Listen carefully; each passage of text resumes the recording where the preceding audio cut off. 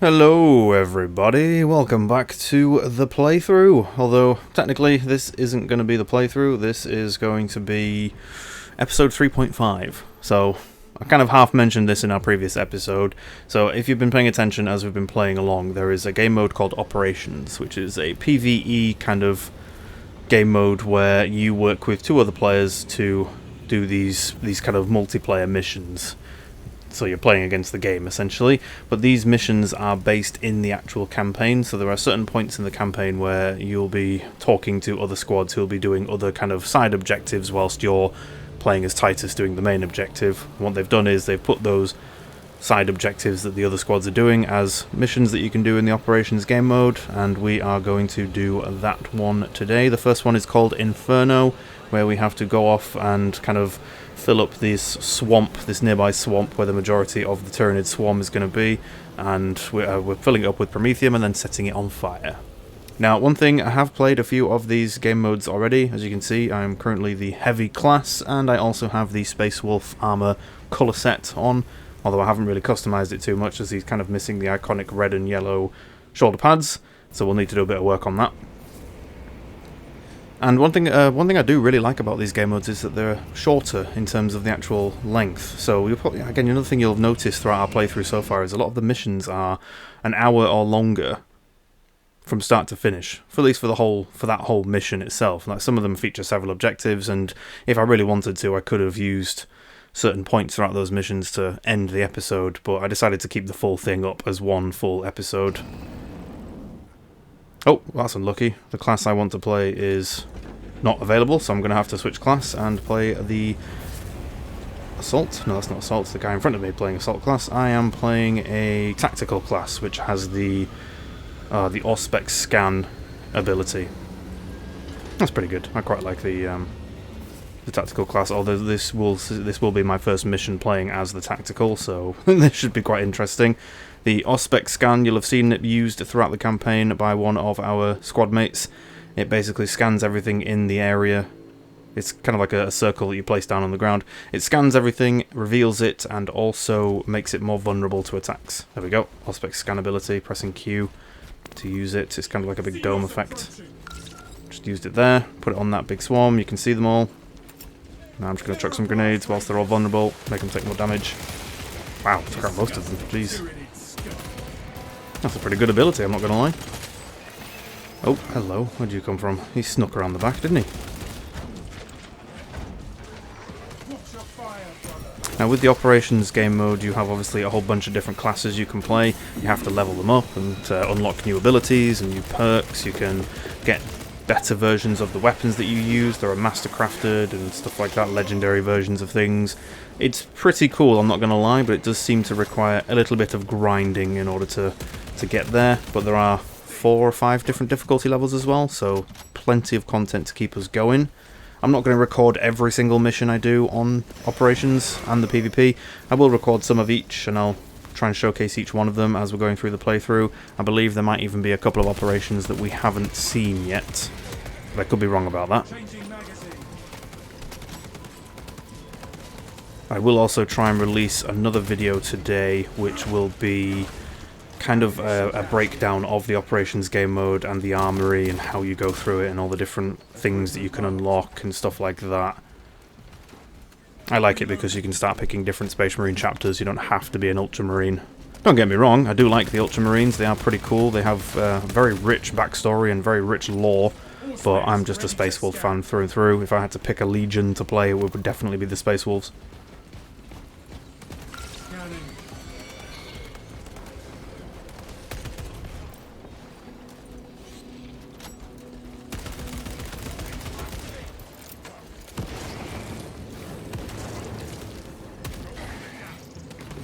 Now, with the Operation game mode as well, there are some hidden features and hidden things that we'll want to keep our eyes open for.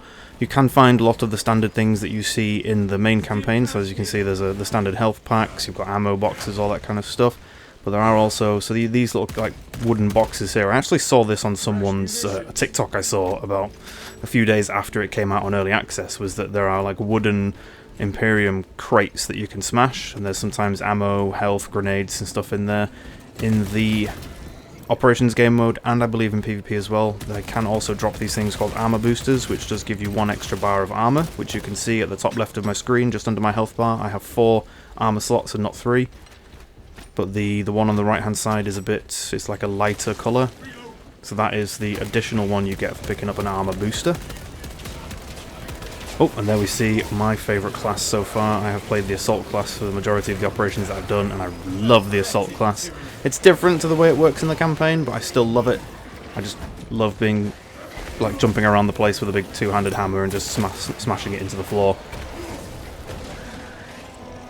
But you can also use different loadouts as well. You don't have to just use the hammer as the Assault class. You can use a chainsword, or you can use a power fist as well. Something which you haven't seen in the campaign.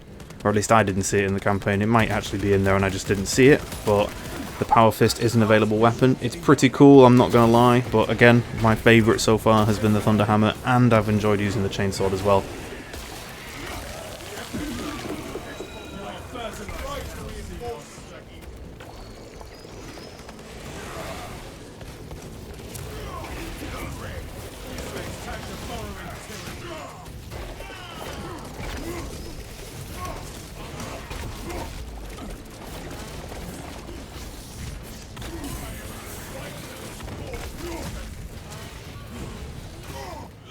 That Ravener really wanted me. Not today, son.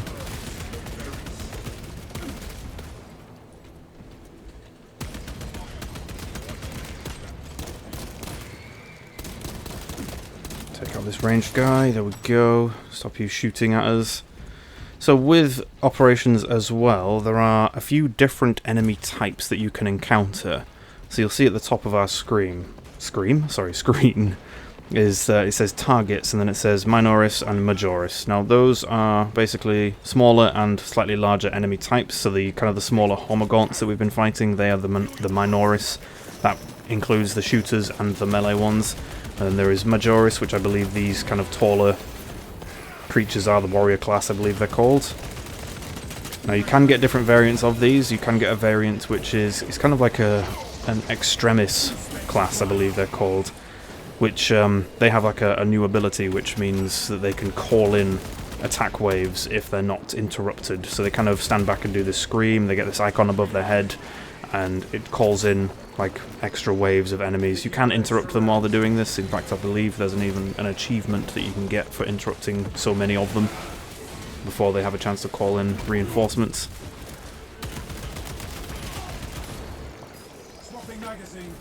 So there we go, the icon at the top of our screen has said no targets detected, which means that we are clear. But if you do hang around in an area for a certain amount of time, again, it's not like the campaign, once you've cleared an area, you're fine.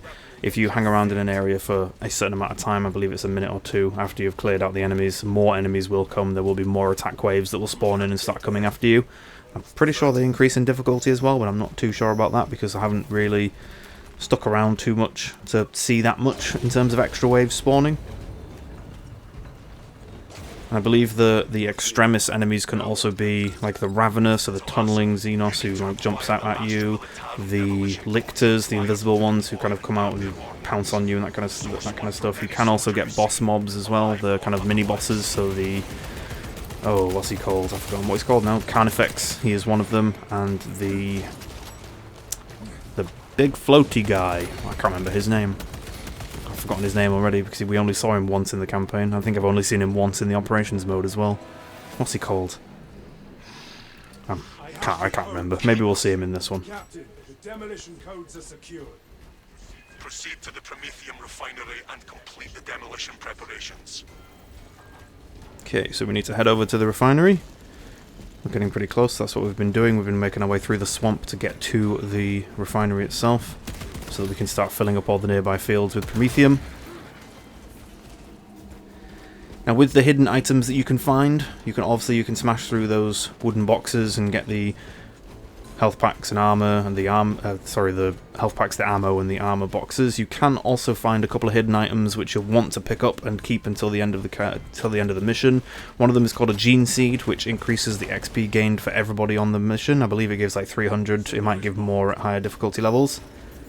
You can also find the Guardian Relics as well, which give you the chance at reviving yourself, or gives you an extra revive, so you don't have to wait for your teammates to come over and pick you up. All specs ready to scan. We can also find these items called armory data. Now, armory data is kind of an in-game currency. Now, you can't buy these with real money, so it's not that kind of currency, but it's data that's needed to kind of purchase certain upgrades.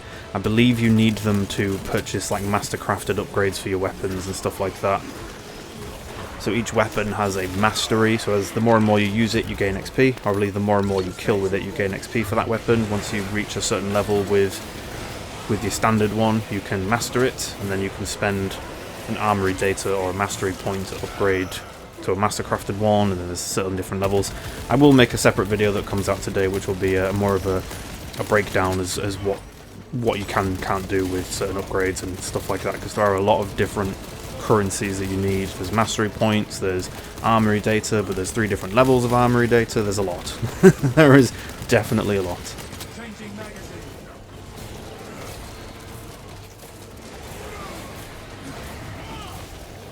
Master-crafted weapons also look different as well. They have different skins on them. Jeez, this is a big swarm. I believe we might not be playing this on the easiest difficulty. We might be on the next one up.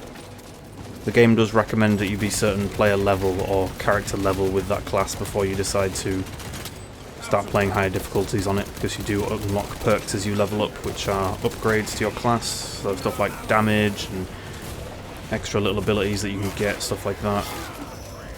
Again, we'll cover this in a bit more detail when we actually go through our operations video.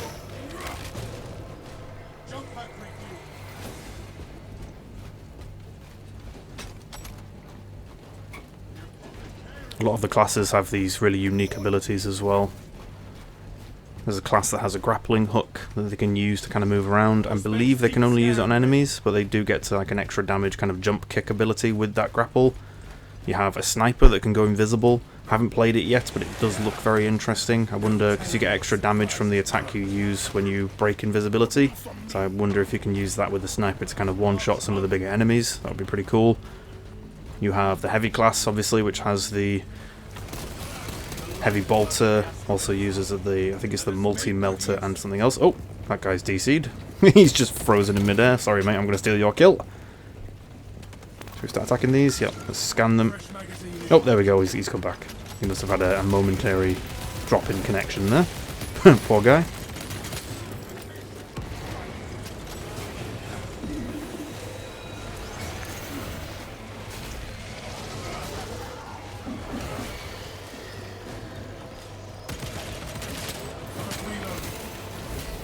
Nope, just going to parry you, sir. Shoot you in the face. Oh, I shot his head off. Oh, that was brutal. Oh, hello. Still can't remember what they're called. The mini-boss version is basically one of those, but a very large version of it. We've seen one in the campaign, or you will see one in the campaign at some point. That is the thing I should have said at the start of this video, which is that most of this content is all recorded, or sorry, all of this content has been recorded post-campaign finish. So I have finished the campaign completely. I am going through voicing all the episodes and trying to do things in order and stuff like that, but there was no way that I was going to see the operations game mode and all the different armor sets and chapter colours and stuff that you could be, and wait until I'd uploaded the full campaign before making these, so sorry. Unfortunately, I could not help myself. But yes, all of this is done post-campaign, so I will try and avoid dropping any spoilers when it comes to enemy types and story and stuff like that. As I said in our previous episode, with these operations mission, I'm going to release the episode for them. So obviously this is 3.5, so this is the operation that you should do. You can either do it before or after the mission that it's based on, but I'm going to do it afterwards.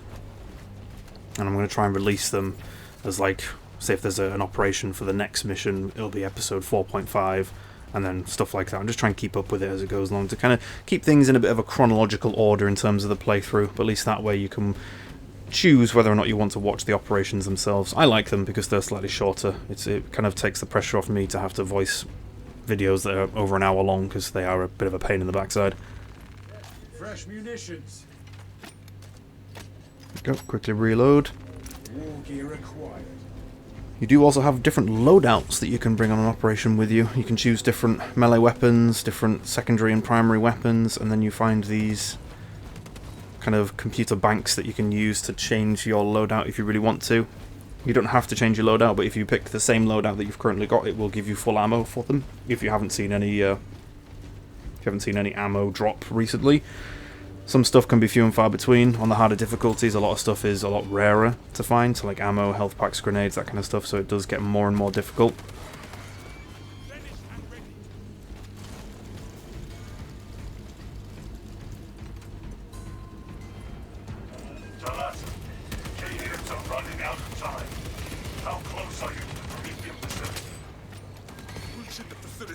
Aha, so here's one. You see the Imperium symbol above it. So if you walk up to this screen and interact, there you go, you can pick your different loadouts. You have 3 different loadouts you can use, and you can have different weapons for them. I'm just going to select the same one that I'm already using, just to give myself full ammo on both weapons. You can also edit those loadouts and pick different weapons if you really wanted to. I have 3 separate loadouts on my Assault class, which is the class I've played the most, and I use Hammer, Chainsword and Power Fist, but I do use the standard bolt pistol for all 3 of them as well. I'm pretty sure I can use the heavy bolt pistol, but I just prefer the standard bolt pistol. But with the Assault class, you don't get to use a primary weapon, so you can't pick up a bolt rifle or an auto bolt rifle or anything like that. You're literally just stuck with your melee weapon and your secondary like pistol weapon. Right, we've made it into the refinery, so we have to start deploying this bomb. So apparently there is a bomb that we have to deploy, which will set off the Prometheum fields. Oh, there's an ammo box, just quickly grab that.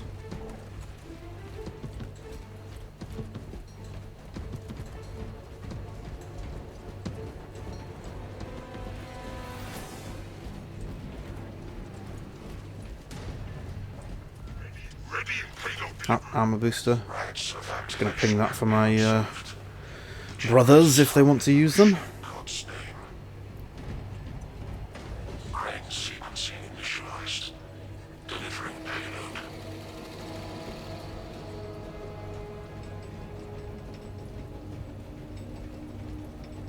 There's an ammo cache and some frag grenades. I'll grab those. Oh, hello. So we've started deploying the bomb, and now we just have to defend against waves of enemies. It was a bit of a slow aspect scan, but we got the big ones, which was the main focus of it. Nope, just going to dodge you. Nope, sorry. Oh, he stopped my heavy attack. That's annoying. Now, I can't remember if this was a feature in the main campaign, but one thing I have learned whilst playing Operations is that with the bigger ones, when they come up with the parry, like the parry effect, if you do a perfect dodge, I think you can do it on the dodges as well, so parry or dodge. If you do a perfect dodge, and you'll notice it's a perfect dodge with the time will kind of slow down a little bit as you're dodging out of the way, but you'll also notice you can get a gun strike on the enemies. I've been using that quite efficiently. There you go, we did a perfect dodge there, and then we did a gun strike, and now we're going to chop them up as long as these guys leave me alone. Oh, there's a Ravener, kind of slithering about the place. How you're burrowing underground in a metal facility is beyond me, but you must have some quite strong tunneling claws. Ah, okay, so the crane that is lowering the bomb is jammed, so we need to go and restart it. We need to deal with this Ravener as well, because he's just going to pounce on us constantly. There we go, took him down. Oh no, did we take him down? Oh no, he's still there. So annoying when they keep tunneling underground all the time. Come here, you. There we go, got him. Right. Let's take his head. Thank you. And all the smaller ones die around him.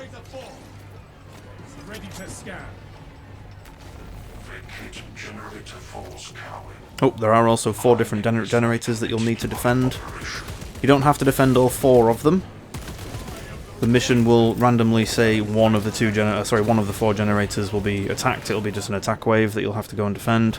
And then as you approach the generator here, you'll notice that there's loads of these Hormagaunts just attacking it. Just chuck a couple of grenades, deal with that group. There we go. All you have to do is just clear out the group that's attacking it. That will complete the actual objective itself, and then the bomb will continue deploying. Aha! Armory data. There we go. Wanted one of those.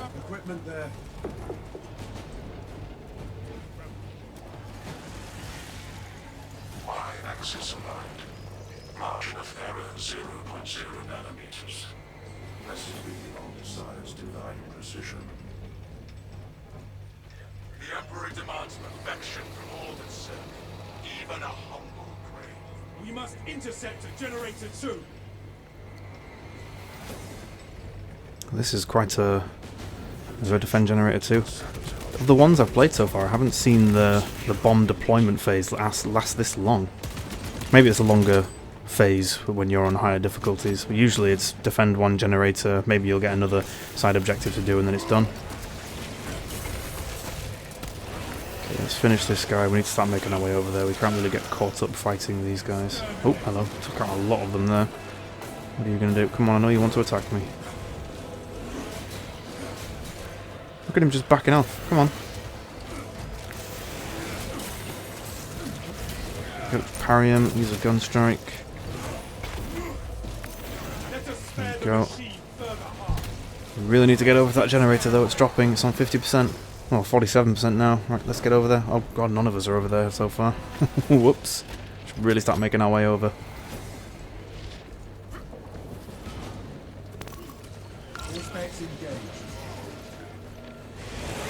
Go scan them and take them all down.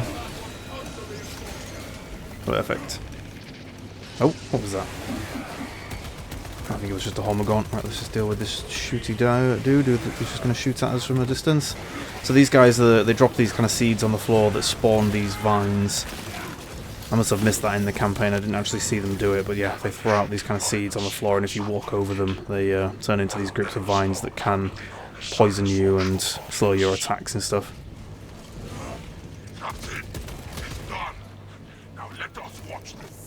There we go. Bomb deployment is complete. So now we need to advance to the observation platform.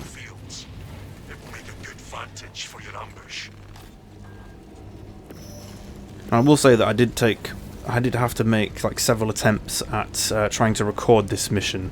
The reason why is that there are a few small cutscenes that you can watch. So like the ship taking off at the start, the kind of like the intro bit when your Marines are first dropping into the mission, and then there's a bit at the end as well. And the majority of people I played with all wanted to skip the cutscenes, which was annoying to me because I wanted to record the cutscenes to kind of have the full mission so that you guys could see the full thing. And the other thing I've learned as well in trying to record it is that most of those cutscenes are only 3 to 5 seconds long. It's not like you have to sit there and watch a full like 20-second or 30-second like story-based cutscene as the mission. It's just they're 3 to 5 seconds. It's a few seconds of watching a dropship take off and stuff like that, so people just want to skip them. Honestly, the amount of time you wait, or the amount of time it takes to try and skip, you might as well just watch the full thing anyway. And I believe this was the first one I could get where... Oh, hello. There's a lictor. This was the first one I could get where you could actually... where they would actually not try and skip the cutscenes, or at least I don't think we did anyway. There are literally just a couple of cutscenes right at the start. There's the ship taking off, the intro cutscene to the mission, and then there's the ending cutscene to the mission as well. And that's it. That's pretty much all there is. There isn't much more than that. Maybe some of the future operations will have longer cutscenes in them. I will also say there is a bit of an issue that I've spotted when it comes to joining missions, because you start on your battle barge. You pick your class, you set yourself up, you get your weapons, your loadouts, your armor set, all that kind of stuff, and you go and select the mission that you want to do, and then people will start joining, but then it will sometimes take you to a screen where it tells you that someone else has picked the class that you want to play and you have to change class. But it does it for both players, because there's an operation I did yesterday, which would have been the 10th of September. There was an operation I did where both of us had picked the assault class, and I decided to change to heavy because I hadn't played it yet. And then he also decided to try and change to heavy because we both had the heavy class picked. We both had the assault class picked, and then we both picked the heavy class. And then I thought, oh, I'll go and change to tactical instead. And then the other player on our team, the third player, had the tactical class picked already.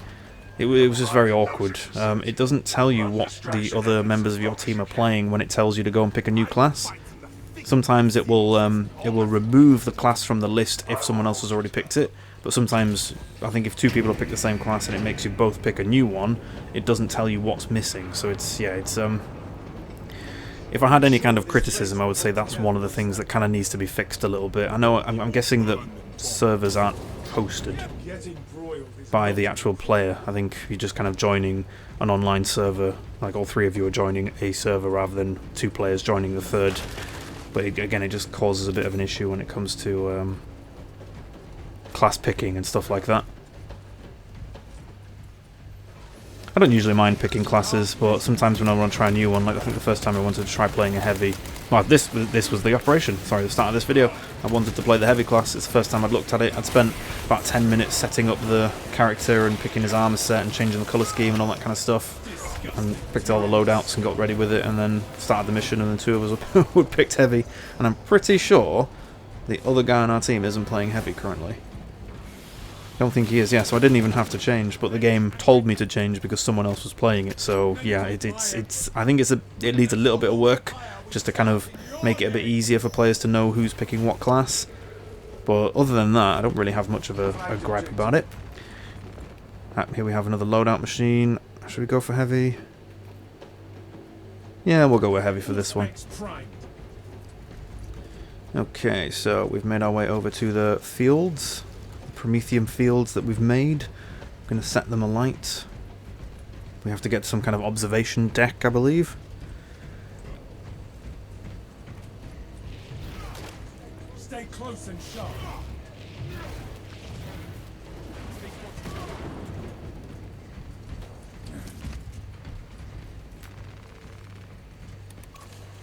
We have an ultramarine with us, and I think the other guy might be a blood angel, possibly. His armor suit's red. Forgive me if I get the chapters wrong. I'm going to get them wrong quite frequently. There's only a few that I know off by heart. A lot of them I'm just kind of guessing. We need that bomb triggered for optimal yield. The game does tell you, though. Estimates the bulk Oh, of the Guardian signal Relic. I'm will definitely be in going to take position that. for a while yet. Actually, I probably should have let the assault guy take that, as he's going to be diving into combat head first. Literally head first with his assault jump pack. So I probably should have let him have that. The enemy seeks to consume this place and us with it. Oh, hello. Wow, look at all of those. Oh, hello, we're being attacked already.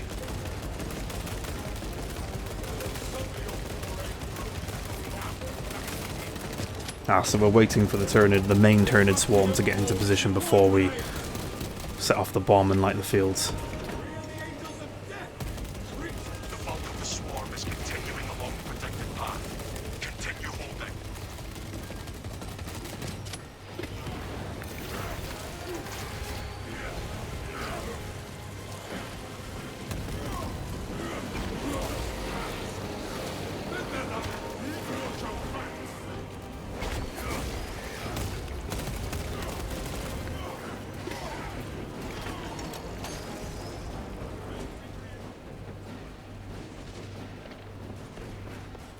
So this part is just another wave defense.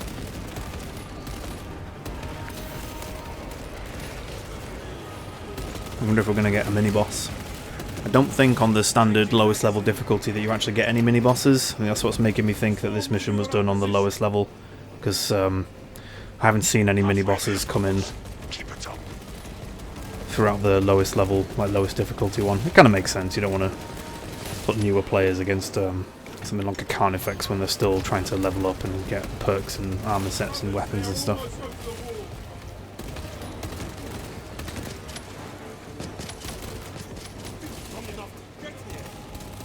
Yeah, I think I keep trying to change weapons to my auto bolt, sorry, my heavy bolt rifle, but I think it's out of ammo. Definitely out of grenades. Right, let's just chop these guys up. Oh, we've got a couple of heavies, a couple of warrior classes. Go away.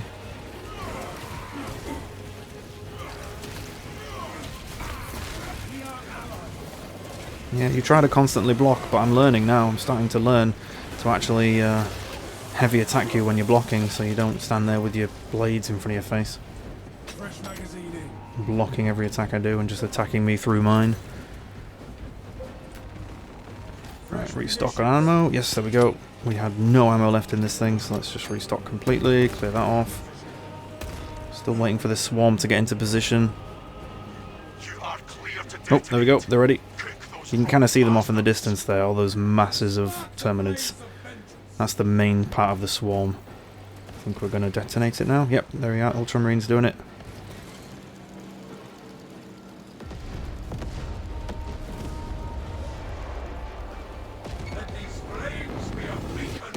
Damn, that was a big explosion. Bioscience down 90% and fall. Swarm annihilation confirmed. Excellent work. Move to extract. Boom, done. Oh, hello. Take this guy down. Now, one thing I will say, it's you don't have to kill every enemy in the mission. I don't know why I'm just finishing this guy. I'm finishing him because he's just annoying. You don't have to finish them. You don't gain XP for the amount of enemies you kill or the types of enemies you kill. Although, I think if we get to the score screen, I'll try and show that to you. Just do a little bit of weapon changing. There we go. Mission complete. We have lit the fields, taken out 90% of the swarm, so that Titus can continue with his mission to rescue Nozick, the Magos.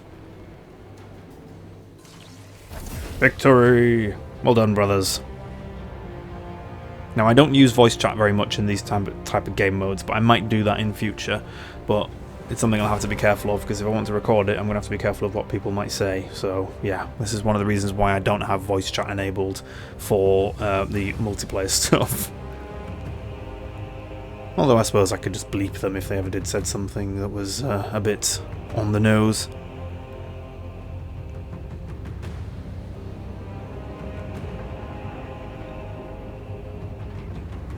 Okay, after the victory screen, we're going to get the XP breakdown screen. And then we'll have the stats screen as well. There is a bit of a loading bar that you kind of have to wait for. Sometimes, I think it's all server-based, because sometimes it has frozen for me, and I've been sat there for about a minute waiting for it to load. And then I think it's just auto, like, ended the mission. It might be based on, maybe there is a player that's a host of the server, because I have had some multiplayer missions that I've joined where they've been very laggy and slow, and you can see one of the players is kind of jumping about the place.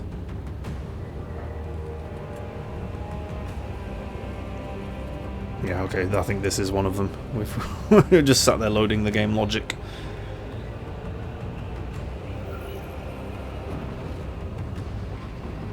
So yeah, that is the operations game mode. Hidden things to find, different attack waves, different types of enemies, larger, more dangerous enemies that can summon friends. Ah, there we go, victory screen.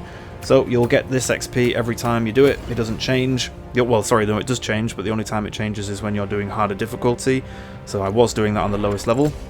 Here are the stat screens, so I'm gaining extra XP for doing the most range damage, finding the most items, and doing the least amount of incapacitations, which is the least amount of time being knocked down.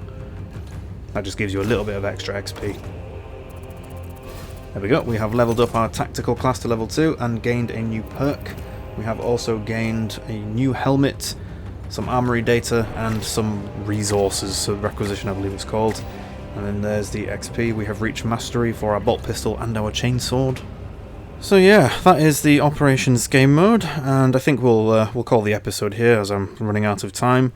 And I will try and release a bit more of an in-depth breakdown of the classes and the mastery points and all that kind of stuff, the upgrades, the armor sets, colour schemes, all of that good stuff. So thank you everybody for watching, and I shall catch you in episode 4.